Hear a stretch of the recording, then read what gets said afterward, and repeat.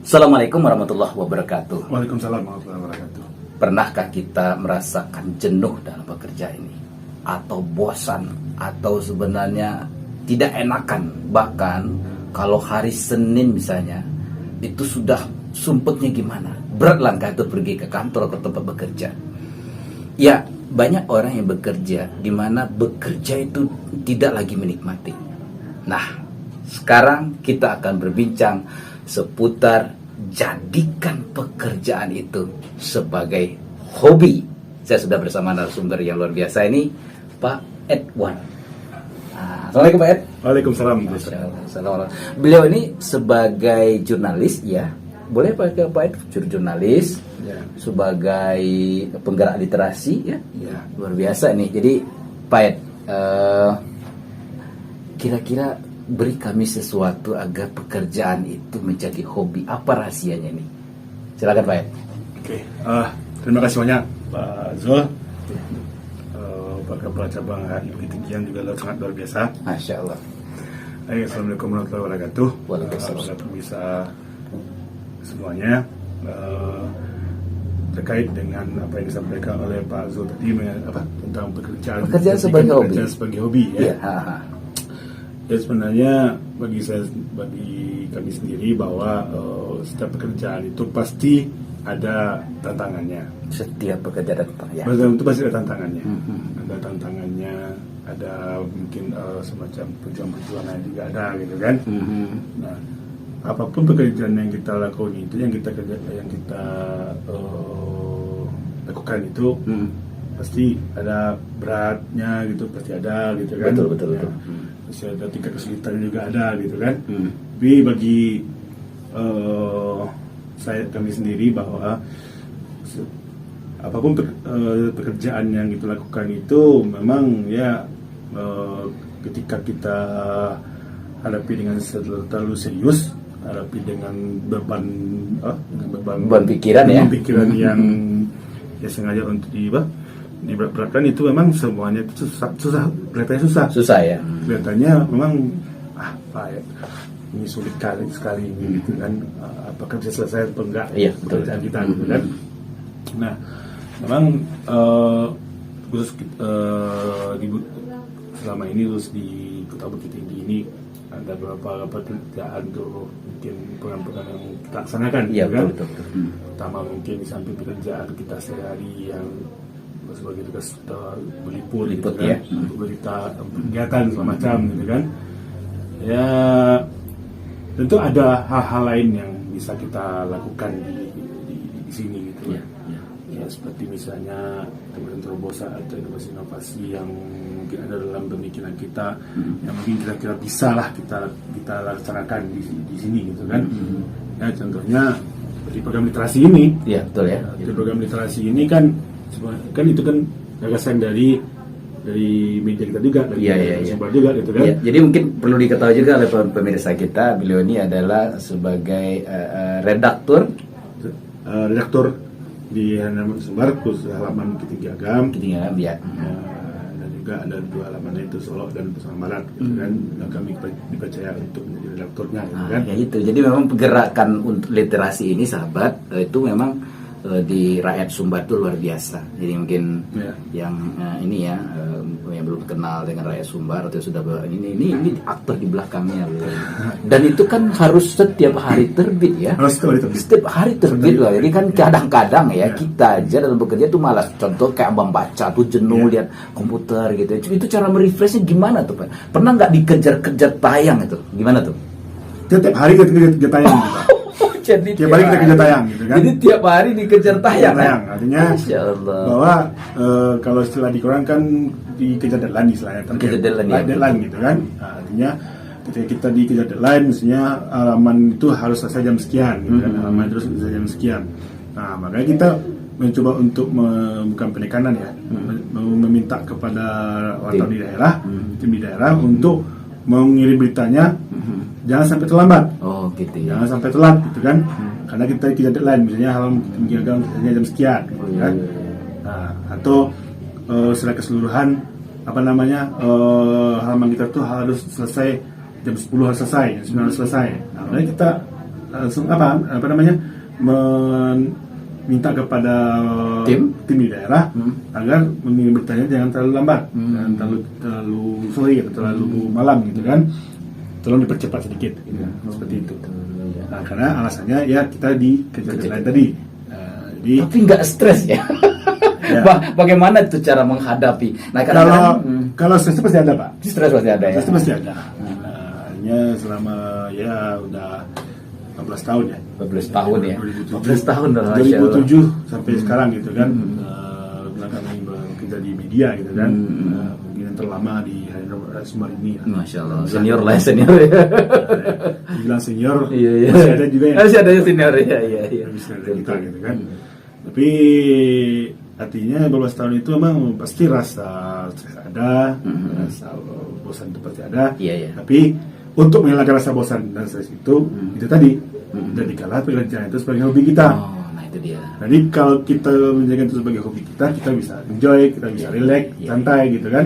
Jadi apapun beban pekerjaan kita setiap hari itu kita nggak merasa berat gitu kan, walaupun terkadang ya namanya juga kesal itu pasti ada. Kadang-kadang ketika kita sudah pusing itu Pak, kadang-kadang kita malas mungkin atau gimana gitu kan. Nah, nantilah tidur dulu lah, main dulu lah atau gimana gitu kan. Tapi karena itu sudah tanggung jawab kita, ya udah menjadi komitmen kita.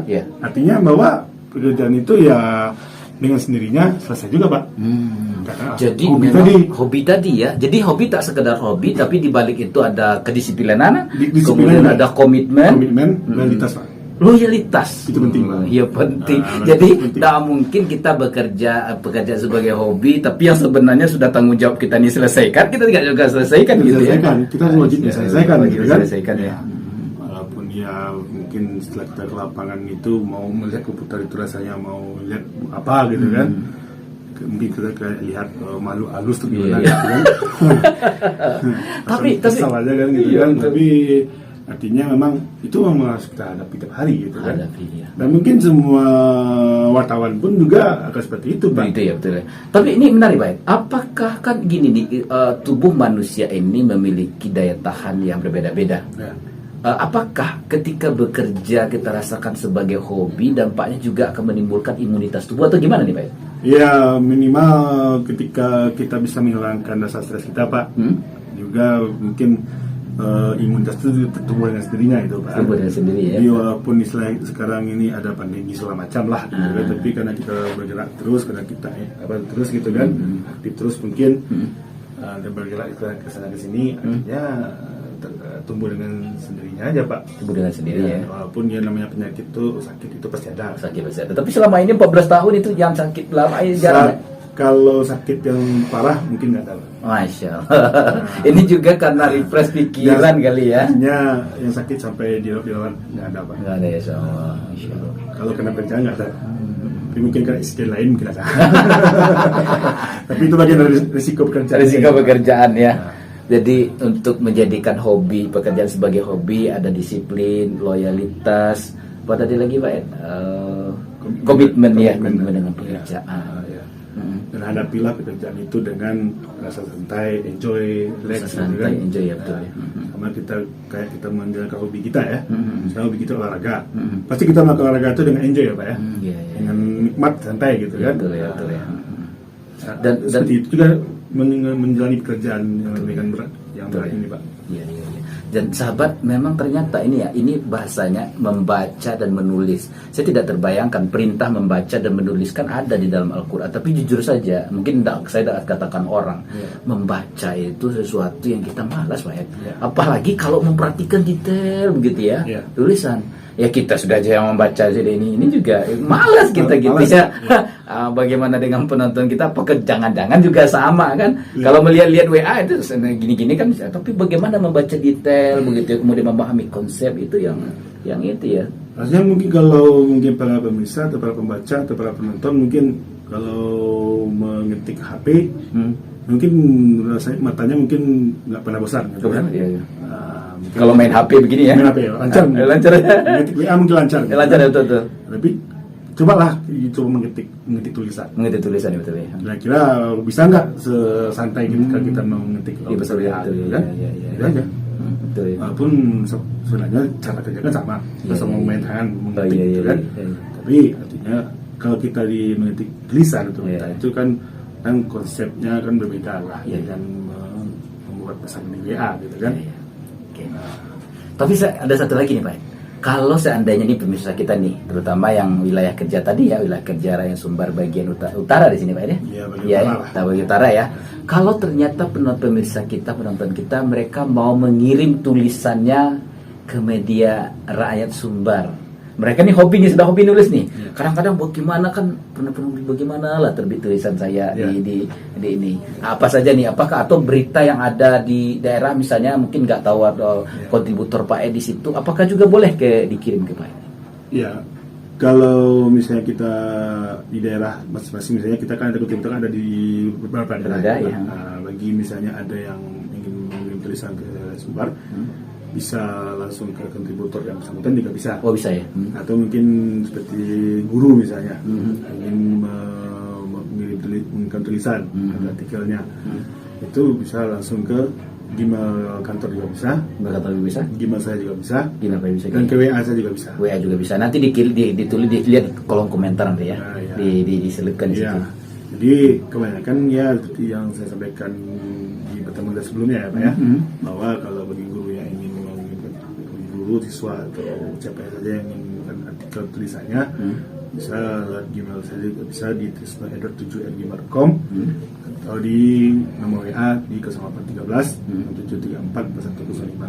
Ya. Dan kebanyakan akhir-akhir ini baik guru-guru yang di luar Bukit Tinggi mungkin, saya ada yang dari Masraya, Ya, yang betul. dari Solo, dan Ya. dari 50 kota, itu semuanya langsung ke nomor WA. WA ya? Iya, Atau Gmail dari Hari Raya Atau Sumbar. di Gmail Sumbar atau Gmail saya, Hah? atau ke nomor WA. Yang ditulis apa saja misalnya Pak Ed? Bidang-bidang apa saja yang bisa orang kirim tulisan nih?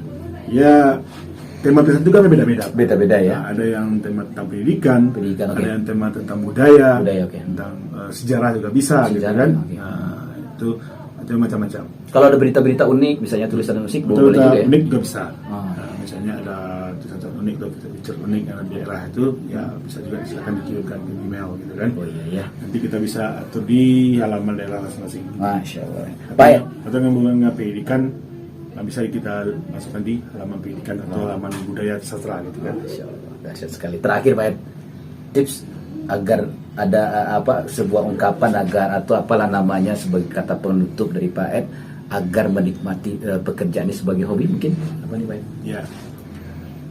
Pertama mungkin Pak, ya kalimat intinya bagi saya ya jadikanlah pekerjaan sebagai hobi.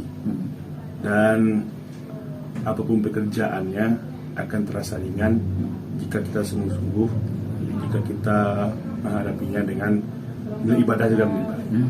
Nah, termasuk juga jangan pernah menganggap pekerjaan itu sulit, berat dan segala macamnya.